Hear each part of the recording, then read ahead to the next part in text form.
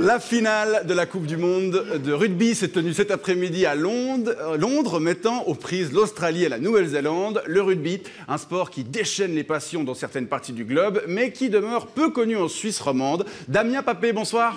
Bonsoir Vincent, bonsoir la Suisse. Content de voir que le rugby est en train de s'exporter gentiment. Damien, oui. On vous comprend pas là. Là, vous m'entendez? Oui, voilà, là c'est mieux.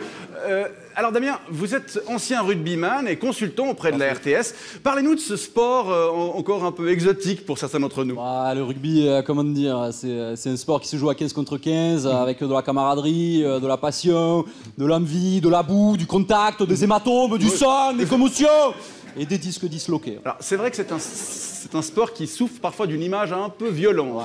Ouais, ça, c'est les gens qui connaissent mal. Les valeurs de l'Ovalie, avant tout, c'est la jouerie, le respect de l'adversaire, le dépassement de... Cyril! Tu t'appliques maintenant! On se sort les doigts! Non, vraiment, humainement, c'est une belle aventure. D'accord. Il y a une formule qui dit que le football est un sport de gentleman joué par des brutes et le rugby un sport de brutes joué par des gentlemen. Ah, les fouteux. Les pouces cailloux. Et ça se prend pour un bonhomme à cracher par terre comme un lama, mais ça se glisse des pots entiers de gel dans la tignasse et ça tombe dès que le vent se lève. Les voyous de la pleurniche, voilà ce que c'est. Aucun respect pour le corps arbitral, ni pour l'adversaire. Vous savez que nous, dès l'école du rugby, on apprend aux enfants à se respecter. C'est vrai. À la fin du match, il faut même un goûter avec les adversaires. Ah, c'est marrant, ça, c'est assez fair-play. Mais oui, voilà. Après le combat, c'est l'amitié, quoi. Même pour les petits, c'est bon enfant. Ils ont couru, ils ont tout donné. Après, on sort les colonnes de bière et ils rigolent. Vous servez de la bière aux enfants? Oh, veillons. On fait une troisième mi-temps ou on fait pas une troisième mi-temps? Et parfois, il faut savoir faire les choses jusqu'au bout. Cyril! Attendez. Achète-toi un pied droit ou je t'arrache la tête! Je vais t'anéantir!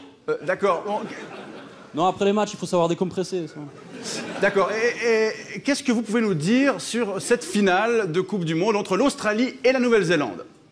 Ah, c'était les Wallabies en finale? Oui. Ah, je savais même pas. Moi, j'ai pas suivi. Non, pour moi, cette compétition, cette mascarade, elle s'est arrêtée depuis longtemps. Le soir tragique du 17 octobre 2015. Ah oui, la défaite de l'équipe de France face à la Nouvelle-Zélande. Une défaite dramatiquement injuste et néanmoins pleine de panache, excusez-moi, où les All Blacks nous ont, par chance, marqué quelques essais fatidiques. Ouais, bon, on parle quand même d'un score final de 62-13. Oui, bah voilà, un scandale, corruption, c'est la FIFA qui est derrière, je suis sûr. Et ça, c'est chez vous que ça se passe. C'est Blatter, tu m'entends? Je vais t'attraper. On ne peut pas se faire sortir par un pays de 4 millions d'habitants, sérieusement. En plus, dont l'emblème, c'est le kiwi. Mais quel fruit de merde, ça aussi.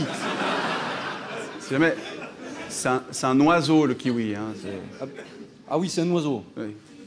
C'est un oiseau ridicule, en plus, qui sait même pas voler. Comme le coq.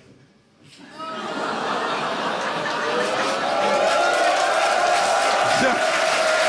Damien Papé, merci pour ce bref coup de projecteur sur le rugby. Je vous en prie, voilà. C'est bien aussi que le rugby commence à s'exporter gentiment, qu'on puisse partager nos... Cyril! Il est mort. Bonne soirée. Bonne soirée. Merci beaucoup.